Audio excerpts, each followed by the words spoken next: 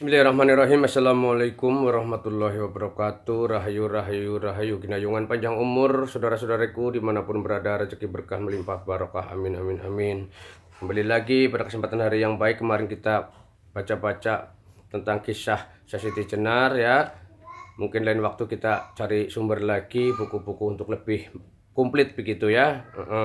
Dari cerita-cerita yang lain, karena satu buku kadang menceritakan dari versi ini seperti ini, nanti yang lain melengkapi, jadi yang tidak ada di buku ini nanti akan ada di buku-buku yang lain begitu. Semoga bisa diambil intisarinya ya teman. Oke, untuk pada kesempatan yang baik hari ini kita coba baca nih langsung ya. Kisah nyata 25 Nabi dan Rasul disertai pengetahuan akidah Islam. Ini dari ada tertulis Cecep Ihsani SAG, penerbit Dua Media teman. Semoga bermanfaat ya, ini untuk umum juga. Oke, bismillahirrahmanirrahim. Kita baca dulu dari kata pengantarnya teman. Semoga bermanfaat ya. Segala puji bagi Allah, Tuhan semesta alam yang telah mengutus para nabi dan rasulnya kepada umat manusia sehingga manusia dapat memilih jalan yang lurus, jalan yang diridhoi Allah Subhanahu wa taala.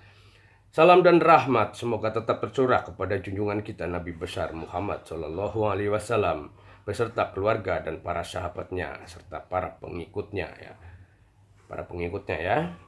Bagian pertama buku ini akan mengetengahkan kisah 25 Nabi dan Rasul. Mengapa kita wajib mengimani para Nabi dan Rasul yang 25 orang? Karena pada diri mereka terdapat contoh teladan yang baik, bahkan kerusakan moral akhlak para umat terdahulu yang tentunya ya maksudnya di setiap zaman pasti kadang manusia itu tempatnya lalai ya teman, jadi sudah jauh dari ajaran adab keagamaan, jadi takutnya kena azab ya. Jadi seperti zaman sekarang mungkin kita juga lupa untuk mengingat dasar-dasar dari pelajaran agama begitu. Kembali kita baca ya teman. Maka dengan membaca kisah para nabi dan rasul tersebut kita dapat lebih berhati-hati dan bersabar dalam menghadapi tantangan dan godaan. Oke. Ada Qarun, nah, kisah dulu nih. Ahli ekonomi yang kaya raya namun melecehkan ajaran agama. Nah, ajaran agama waktu itu Nabi Musa ya. Ini waktu itu era Nabi Musa. Maka Qarun akhirnya ditelan bumi. Lalu ada Fir'aun maksudnya, yang sangat berkuasa hingga mengaku dirinya Tuhan, namun dia harus mati tenggelam di laut. Ini zaman Nabi siapa? Nuh ya kalau nggak salah. Ada Nabi Yusuf yang mampu menjaga kesucian walau digoda dengan berbagai cara oleh Sulaikha yang cantik jelita. Lalu ini yang motong-motong buah, lalu perempuannya pada kena tangan pisau kalau nggak salah begitu. Nabi siapa ya? Nabi Yusuf ya, kalau nggak salah begitu ya teman. Ada Nabi Ayub yang sangat sabar dan penderitaannya sakit dan kemiskinan yang sampai ditinggal keluarganya, istrinya, kekayaannya hilang, kalau nggak salah seperti itu. Nabi Ibrahim yang sangat mencintai anaknya namun harus rela mengorbankan sang anak demi cintanya yang jauh lebih besar kepada Allah. Ini yang menjadi hari besar umat Islam, yaitu hari kurban kalau nggak salah kisahnya ya teman.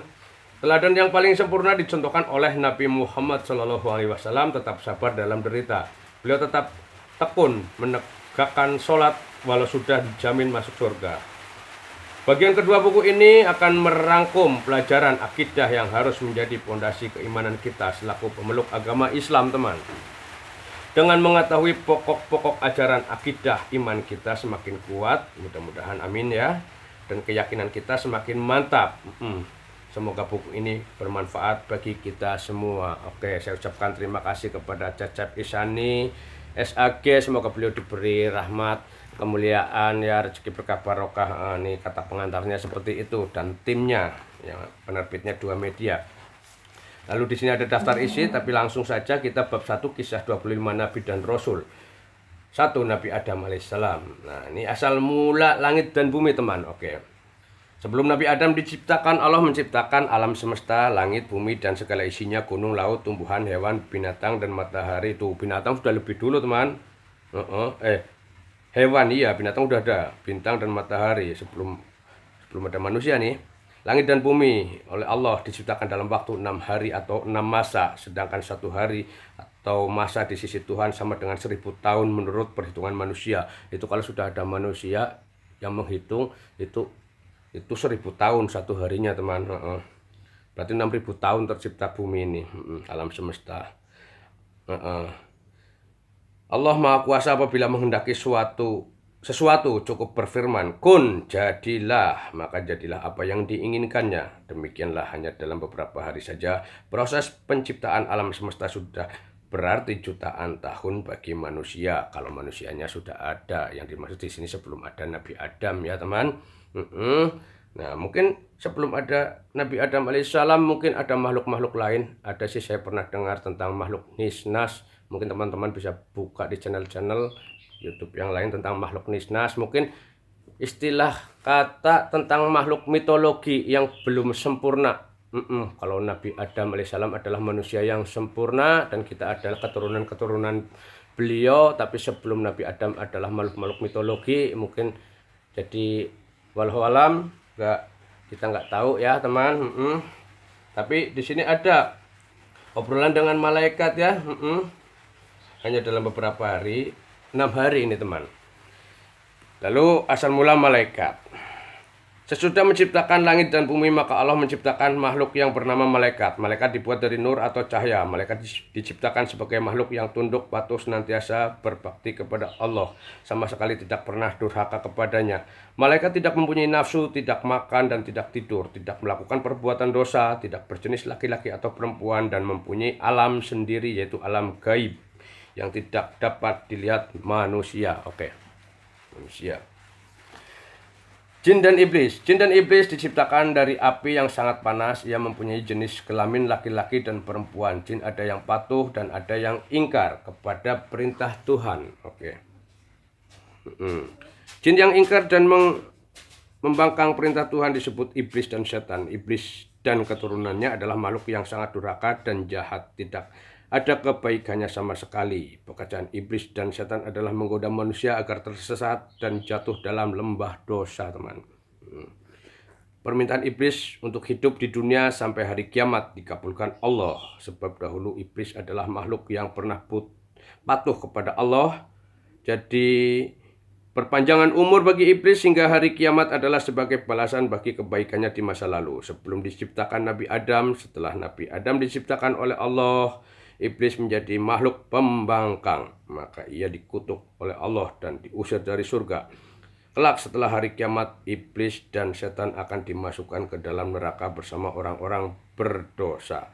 Karena itu iblis dan setan berusaha mencari teman sebanyak-banyaknya dari kalangan jin dan manusia agar menjadi penghuni neraka. Jadi begitu teman. Lalu asal mula Nabi Adam alaihissalam. Sesudah langit dan bumi, malaikat dan jin atau iblis diciptakan, maka Allah hendak menciptakan makhluk yang akan diperintah untuk mengelola bumi. Hal itu diutarakan kepada para malaikat. Aku akan menciptakan manusia untuk menjadi pengatur di bumi. Para malaikat mengira lalai dalam menjalankan tugasnya, maka mereka berkata, mengapa Tuhan menciptakan manusia? Bukankah mereka hanya akan berbuat kerusakan di atas bumi? Nah, jadi mungkin sebelumnya bumi ini sudah dirusak oleh makhluk-makhluk sebelum Adam ada ya teman. Mungkin yang disebut makhluk nisnas itu, kalau nggak salah begitu teman. Mereka akan saling bermusuhan dan berbunuhan, sedangkan kami para malaikat senantiasa patuh dan mengagumkan namamu. Untuk melenyapkan kekhawatiran para malaikat itu, Allah kemudian berfirman, sesungguhnya aku mengetahui apa yang tidak kamu ketahui. Begitu. Para malaikat bungkam mendengar penegasan Allah. Bukankah Allah Maha mengetahui atas segala sesuatu? Demikianlah Allah kemudian menciptakan Adam dari tanah liat dan lumpur hitam. Setelah terbentuk kemudian dimasukkan roh ke dalamnya. Adam pun kemudian hidup, bisa berdiri tegak.